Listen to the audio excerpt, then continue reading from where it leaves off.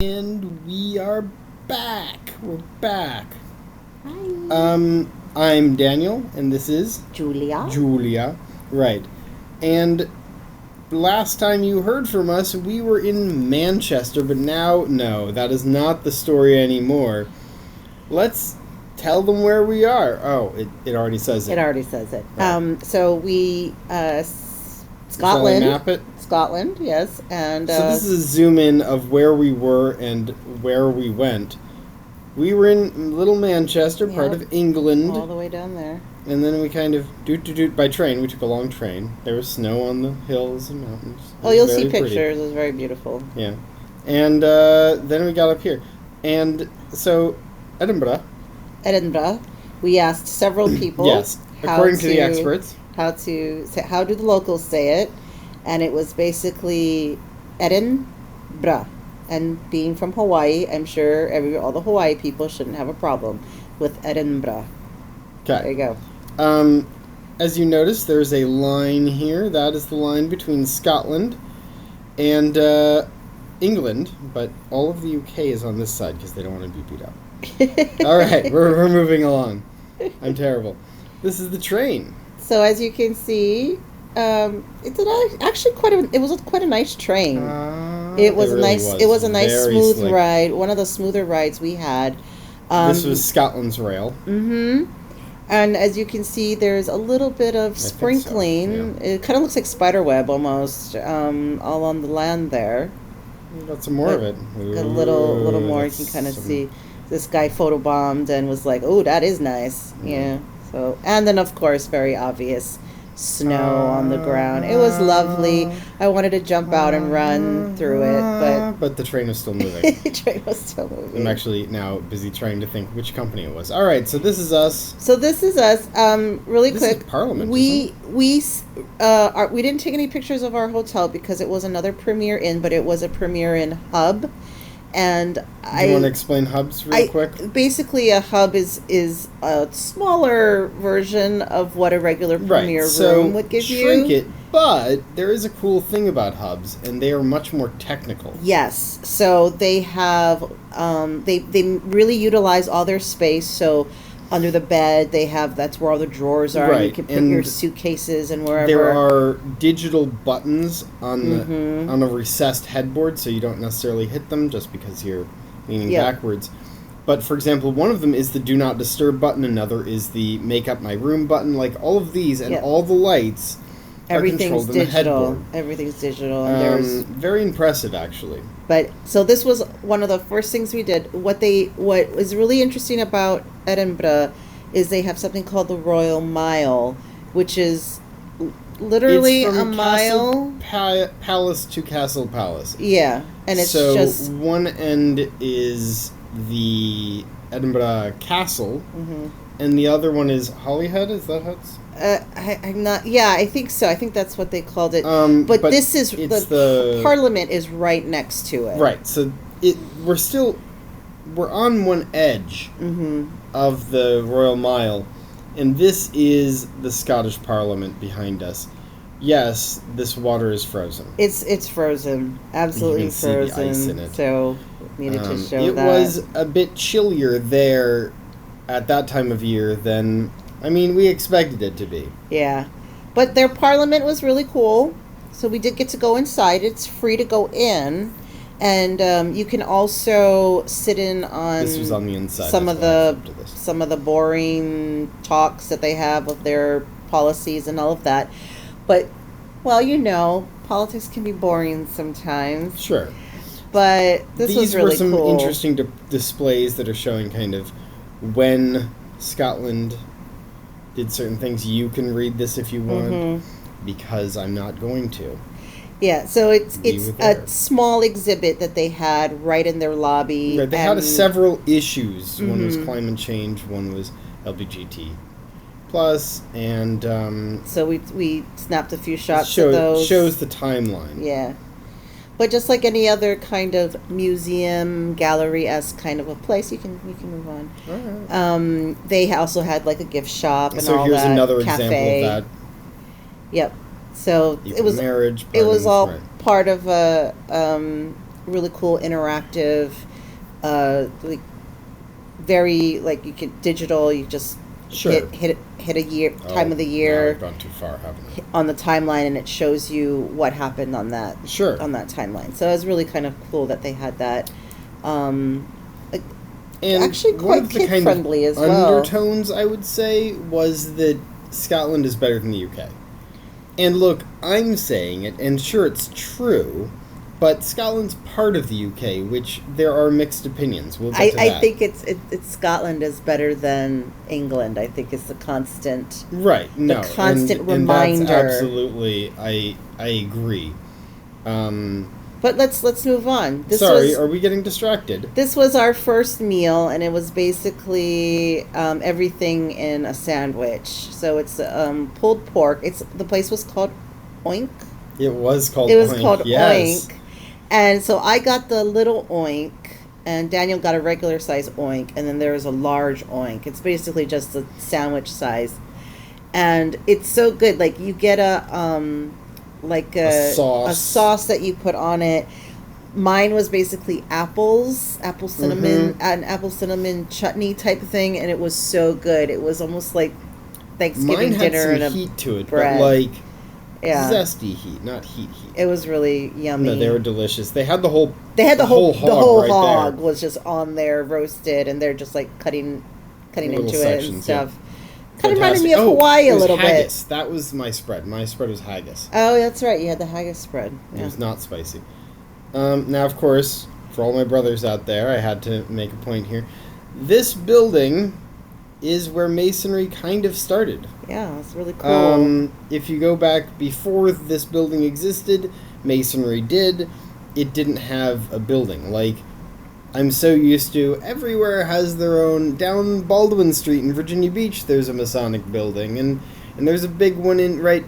No, this was the first time they didn't just meet in people's houses. Yeah, and it's funny because there's no Masonic symbols on it now, because they just rent out the space to different people, and you need to know, right? So right across the street, it's basically like a Blaisdell. It's like a rental hall. Right, they rent it out during like the Fringe Festival, which is something very well known in the theater community.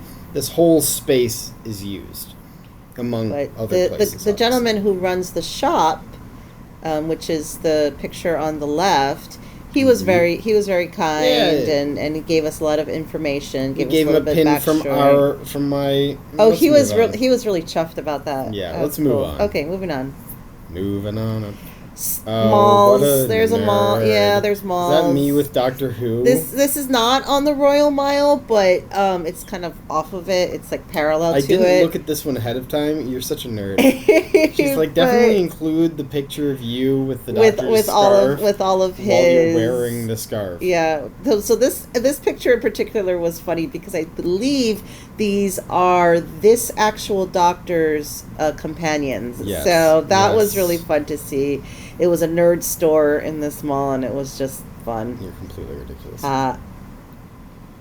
So I wasn't sure who this dude was, but he had a cool statue, which is a common thing in Scotland. And there's the castle. That's the other end of the Royal Mile. Isn't it? Isn't that the castle? That's a hotel. That's a hotel. I love you. Even their hotels look like castles. So the middle here, this is their big train station here. Yeah, that's a train station. Now, I don't know if you can see it very well, but above here there's a bridge going from one side of the city to the other, which was completely out. It was under construction, and it would connect the Royal Mile on one side just to the other side of the city. Nope, go around. Find some other way. But huge train station. You can walk through the train station. Okay, what's this now? What did I take a picture of? That is... Wow. This Gothic-looking thing. Is that a castle? That is also not a castle. No. Oh, okay. This is when we were visiting various graves. I think we were by Robert Burns, and we took a picture up to the other building out of curiosity. Okay. Well, these are the kind of structures that are just everywhere. Right. Everywhere. So don't know where the castle is. This is, I mean, it might be in here. I don't know. I didn't look. Just teasing. This is for Sir Walter Scott. Yeah. They built this giant thing Mm-hmm. because he had passed away, and he was the most well-known globally author ever, and he's Scottish, so there's this. They raised the funds and built this epic thing, and he has an epic thing in Glasgow as well, so, everybody loves this guy. Whoops, did I just say in Future City? Maybe. Alright. So it's time to discuss what else we ran into. We ran into this several times throughout our journeys. And this was the first one we actually came across. We had heard it before, out our window, but by the time you get down, you can't participate. So this is in front of the National Museum of Scotland, right? Yeah. And we were at the Writers' Museum, and we heard it, which is actually kind of far away. And so we were like, well, why don't we check it out? And so this is just kind of the top portion of it. This is us. It's shooting down because if it's the angle that we're talking about. Yeah. We're not talking about. I'm at the top. We're at the top. We're climbing down, trying to get good angles because it might seem like we're at the same level as these people, but remember, it's going this way. All right. Yeah. Let's get some better pictures of this.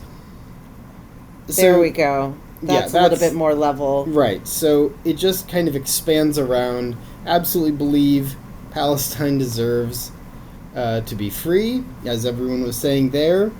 And if you're wondering why didn't we take pictures of the pro-Israel protest, well, Julia? Where was the pro-Israel? This is Scotland. Yeah. And they understand what it is to be colonized. Yeah, that's fair. Yeah, so they took a very pro-Palestine stance. So we couldn't find any.